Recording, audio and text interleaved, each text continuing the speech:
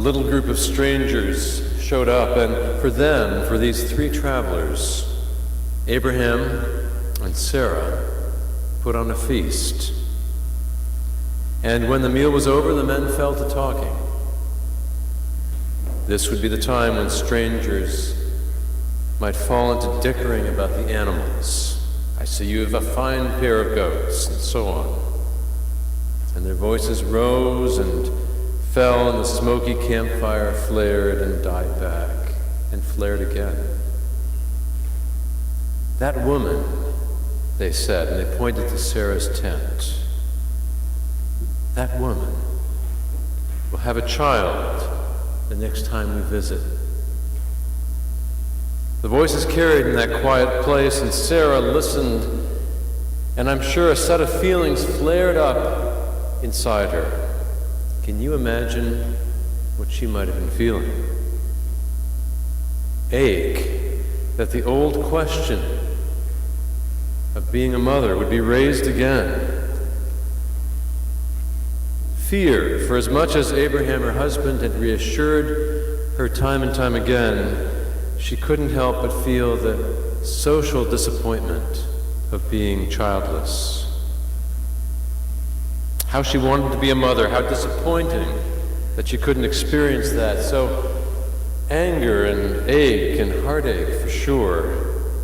But when you can't express all of that, what comes out instead? A giggle, a harsh, honking laugh. And Sarah, through the ages, would be known for that laugh in the presence of this promise, marked by her laughter.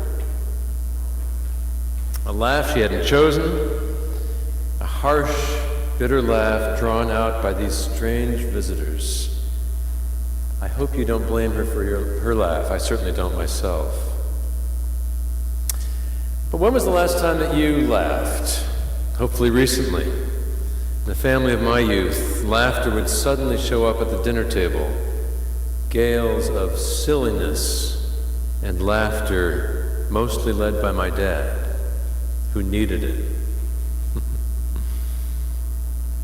On a recent TED Radio Hour, several stand-up comics talked about what laughter means to them. Maison Zaid says this in her stand-up comic act. She says, "I'm slurry, and everyone thinks I'm drunk." And then she tackles her disability. She says, "I have cerebral palsy, which means that I shake all the time. No, it's not genetic. No one put a curse on my mother. I'm not inspirational. I don't want anyone to feel bad for me." And she goes on to say, "I've got 99 problems. I can name them all for you, but the worst one is I live in New Jersey." But Maison Zaid is a way of kind of disarming her audience. And laughter draws her closer to them. She points out that disability has often been made fun of. There are comics who've used it as the butt of their jokes. But for her, it's the basis for relationship. Well, comedy and laughter is so important to a healthy life. Kevin Briel, on that same show, talks about how humor has kind of guided him along in his life. He lost his best friend to an auto accident when he was 13, and he experienced depression for many years after that, still does to some extent. And he said, at first, laughter can be a way where you put people at arm's length in your life. But he said, I learned that rather than laughing at, we laugh with. And laughter, said Kevin Briel, is a sign of hope for me. Laughter is a sign of hope.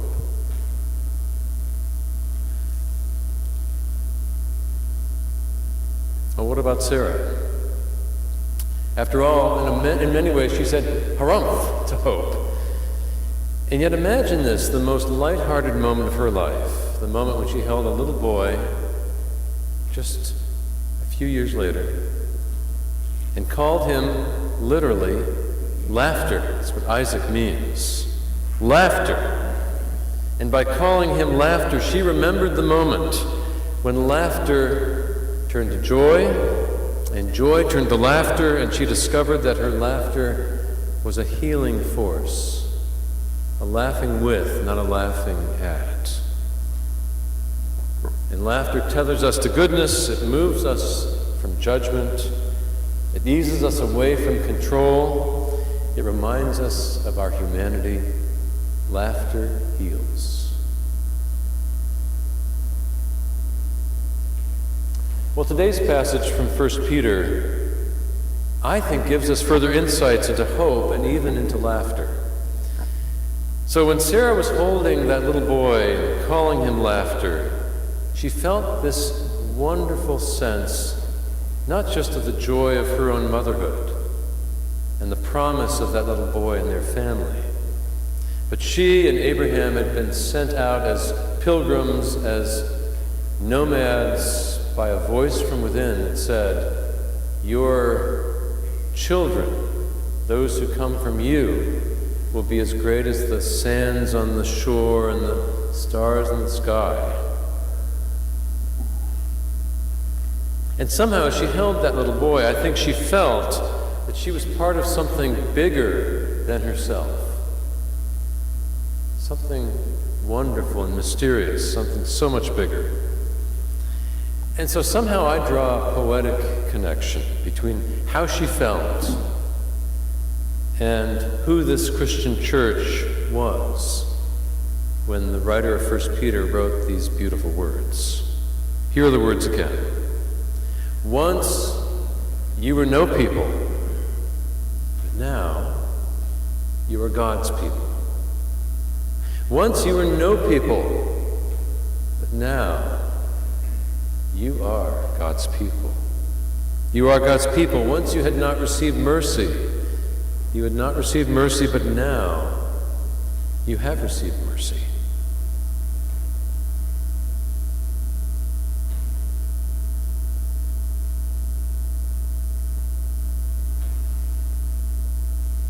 Christianity was a minority faith in this time. It was ignored, battered, small, beleaguered. Like Sarah, these Christians needed to remember again that they were part of a home, part of a great house, part of God's house.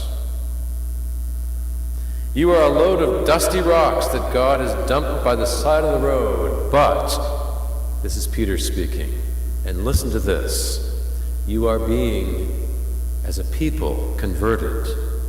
You are being built, being recovered for a purpose. You are becoming living stones, according to a strange prediction. Your experience as a community runs parallel to Sarah, your mother. And of course, these believers would have known this text from Isaiah. "Look to the rock from which you were hewn, and to the quarry from which you were dug. Look to Abraham your father, and to Sarah who bore you. For he was but one when I called him, but I blessed him and made him many, made them many." Our next-door neighbor for 20 years was Umberto Perrin. He'd come to the U.S. from Italy and had eventually chosen an old-world profession, one I'm sure he'd seen in his childhood. He became a fine, fine mason. Umberto lived literally next door. He lived down the hill from us, and he'd spend long hours on his lawn chair looking up at the masonry on the foundation of our house, and occasionally explaining how poor some of the work was as it got higher and higher on that wall. But he was a friend. He was a great neighbor. And one day he came to us and he said, "You know, I've been looking at the front of your yard, and wouldn't it be wonderful to have a beautiful curved knee wall to replace that fence that you finally got rid of?" And we agreed. And didn't he do a wonderful job with the curve of that wall? But he showed up one day, before that obviously, with his dump truck full of these dusty field stones. Couldn't have looked more ordinary, these stones, dusty, rolling around, disconnected. And yet what he did with those stones.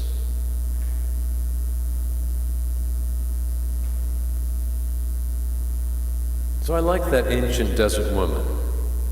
And I like the Christians of Peter's church looking for a reason to be, looking for a great vision, a resurrection vision for their life. I like them because, like me, like all of us, we are looking for something that gives us staying power, that calls out our greater strengths and the gifts we've forgotten about, that blesses us with a sense of mission, puts a smile on our faces, a laugh in our hearts, joy in our lives. So let's pause and look at this wall. In the structure that Peter envisioned, there was a single stone. He called it a cornerstone. And I believe in the architecture of that day, the cornerstone was a kind of guide, later perhaps more symbolic. But it was a powerful guide to the builders, and its perfect right angles would guide that building. But I kind of like to think of the cornerstone of his passage as the stone that Umberto would find. He actually built two walls for us, and in the other wall, there's this wonderful stone. It's got a shape almost like a kidney. It's beautiful. It's a beautiful stone. And he would build his wall around beautiful stones. He'd find a stone, and it was as if there was a life flowing from the shape of that rock. And I like to think of that kind of masonry as part of this passage, a kind of living force. Yes, those stones were cemented from behind to hold them, but oh, what a life and a sense of movement in the way they were placed together. And so Peter says, you are living stones. I can envision, I can imagine that. He said, you have a meaning, just as Sarah had a meaning, even beyond holding that beautiful, precious boy. And the meaning is, God is alive and at work in you. Peter's words, come to him, a living stone, though rejected by mortals, yet chosen and precious in God's sight. Like living stones, let yourselves be built into a spiritual house. Remind yourselves how beautiful and sacred and wonderful is the life you share together.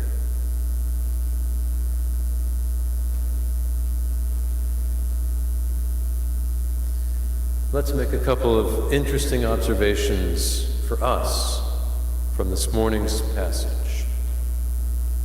First observation, there is a rock, a single rock. And so in Peter's vision, Jesus is central to our vision. Now that rock may have an odd presence or shape for you. Flannery O'Connor described Jesus as a distant, disturbing figure in her book Wise Blood, kind of a figure hastening away in the great woods. But Jesus, for Peter, is central, and we can discover what it means to be built around the shape, the curious shape of his life, his vision, his energy, and his hope. This is the life force that flows through our lives placed next to that life. And there's some way in which your life fits together in this picture. So that's the first observation. There's a single rock that gives life and meaning and order and beauty to all the other rocks. But I think the other thing that Peter's saying is that the rocks themselves, those ordinary rocks of the field, Well, they have their own force and power and authority and energy. There's a place for each of us, each of you, in the kingdom of God.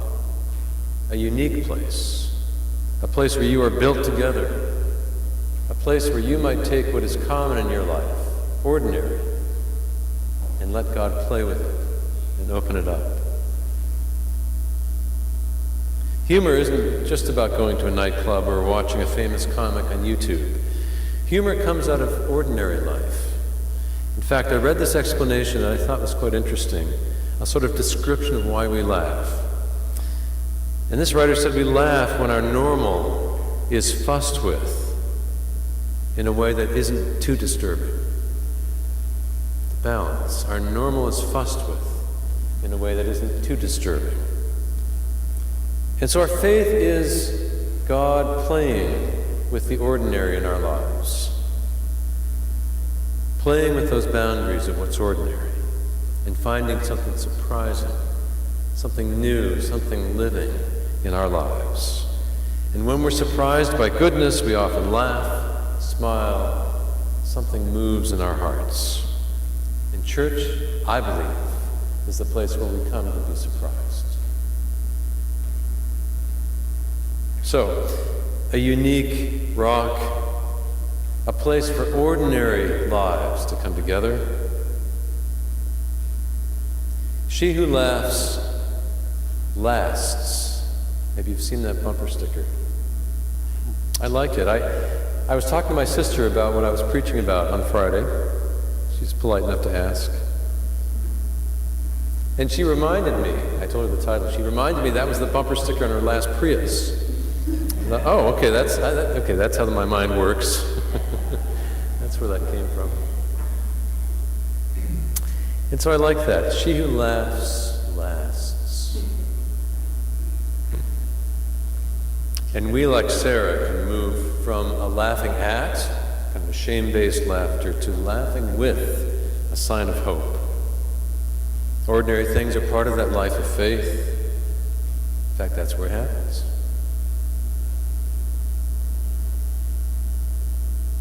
Well, Sarah held laughter, Isaac, in her arms. And Peter said, "You were not a people, but now you are God's people." We hold that truth in our arms as well. And we know we're part of something bigger. So I don't know about you, but this passage stirs me. A chosen race.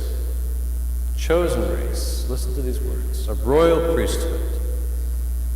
God's own people. It opens up something in me, and I hope that you hear it and it opens something in you. A passage meant for a dedicated community like you. She who laughs lasts. May you hold the wonder of God's resurrection laughter in your heart and your life. She who laughs lasts. May you know that you are hewn from the rock that is Sarah and Abraham. She who laughs lasts. May you find you are shaped around the curious beauty of the rock of Jesus' love. May you find that this rock is life. So we're built to be a sign of hope. We are built on grace. And even so, God is here among us. Amen.